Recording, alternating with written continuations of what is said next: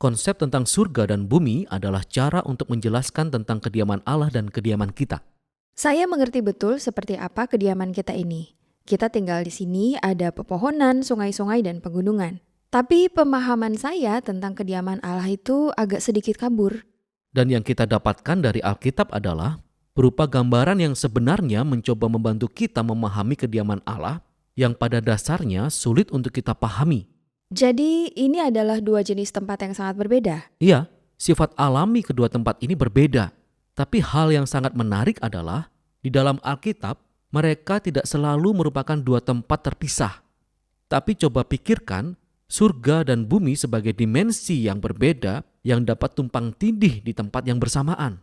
Nah, kita banyak sekali berbicara tentang pergi ke surga setelah kita meninggal. Tapi konsep tentang surga dan bumi yang saling tumpang tindih ini jarang dibicarakan. Yang sebenarnya agak aneh karena kesatuan surga dan bumi adalah inti cerita dalam Alkitab. Bagaimana pada mulanya mereka pernah sepenuhnya bersatu, lalu terpisah, dan bagaimana Allah sedang menyatukan mereka kembali sekali lagi. Nah, mari kita kembali ke awal di mana surga dan bumi tumpang tindih seutuhnya. Ya, ini adalah penjelasan Alkitab tentang Taman Eden. Itu adalah tempat di mana Allah dan umat manusia diam bersama dengan sempurna, tanpa pemisah, dan manusia kemudian bermitra dengan Allah dalam membangun bumi yang indah dan sebagainya. Tapi sebagai manusia, kita ingin melakukan banyak hal dengan cara yang berbeda. Kita ingin Allah keluar dan menciptakan sebuah dunia yang terpisah darinya. Ya, jadi kita punya dua tempat sekarang. Dan Alkitab sebenarnya menggunakan berbagai kata dan frase untuk menyebut kedua tempat ini dan untuk membuat perbedaan yang jelas. Oke, tadi Anda berkata bahwa kedua tempat ini bisa tumpang tindih. Nah, coba tolong jelaskan bagaimana hal itu bisa terjadi. Disinilah kita harus mulai bicara tentang bait suci. Karena dalam Alkitab, kita mengalami hadirat Allah dengan pergi ke bait suci. Disitulah di mana surga dan bumi tumpang tindih.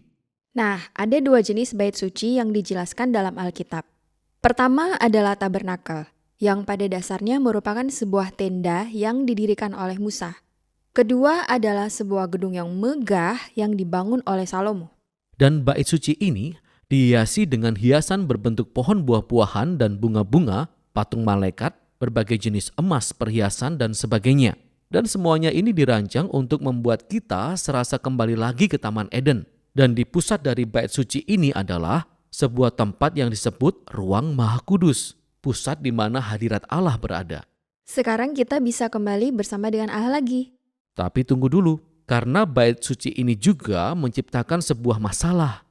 Jadi, tempat Allah itu penuh dengan hadiratnya, kebaikan, keadilan, dan keindahan. Sedangkan tempat manusia penuh dengan dosa dan ketidakadilan, serta keburukan yang ditimbulkannya.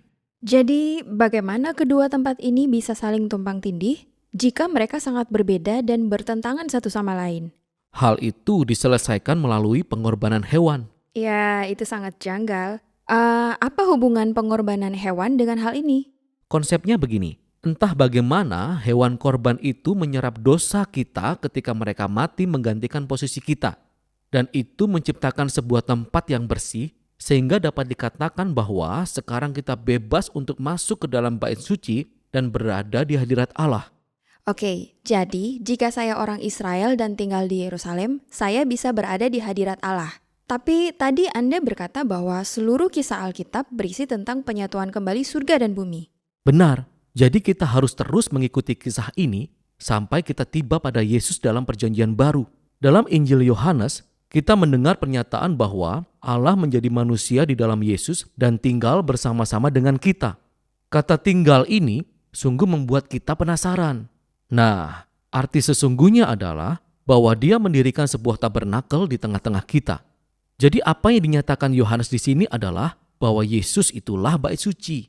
Sekarang Dialah tempat di mana surga dan bumi saling tumpang tindih.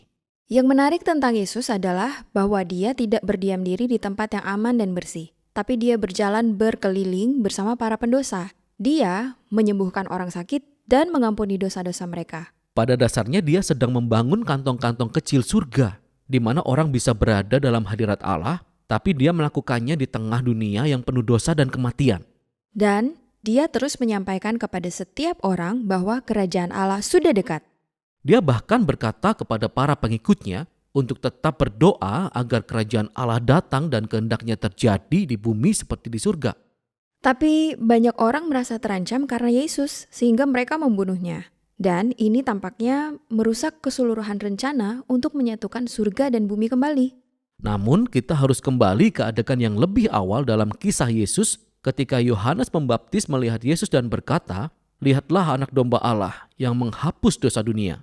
Jadi, Yesus tidak hanya disebut sebagai bait suci, dia juga disebut sebagai korban bait suci. Ya, jadi sekarang salib menjadi tempat di mana Yesus menyerap dosa untuk menciptakan sebuah tempat yang bersih yang tidak dibatasi seperti yang terjadi dalam pengorbanan hewan. Pengorbanan Yesus memiliki kuasa untuk terus dan terus menyebar dan menyatukan kembali semakin banyak surga di bumi. Dan semua ini sangat luar biasa, tapi juga meninggalkan sebuah pertanyaan besar dalam pikiran saya, yaitu apa yang terjadi ketika saya meninggal? Tidakkah saya hanya terbang ke kediaman Allah untuk bersama Yesus? Ya, jadi beberapa kali dalam perjanjian baru, kita belajar bahwa orang Kristen akan bersama Yesus di surga setelah dia meninggal. Tapi itu bukanlah fokus dari kisah Alkitab. Fokusnya adalah pada bagaimana surga dan bumi sepenuhnya bersatu kembali melalui Yesus dan akan dipersatukan dengan seutuhnya suatu hari nanti ketika dia kembali. Jadi dalam kitab Wahyu, kita mendapat gambaran yang indah tentang Taman Eden. Sekarang dalam bentuk sebuah kota yang masuk mengakhiri zaman dosa dan kematian dengan menebus seluruh sejarah umat manusia dalam sebuah ciptaan baru. Sehingga kediaman Allah dan kediaman manusia bertumpang tindih sekali lagi.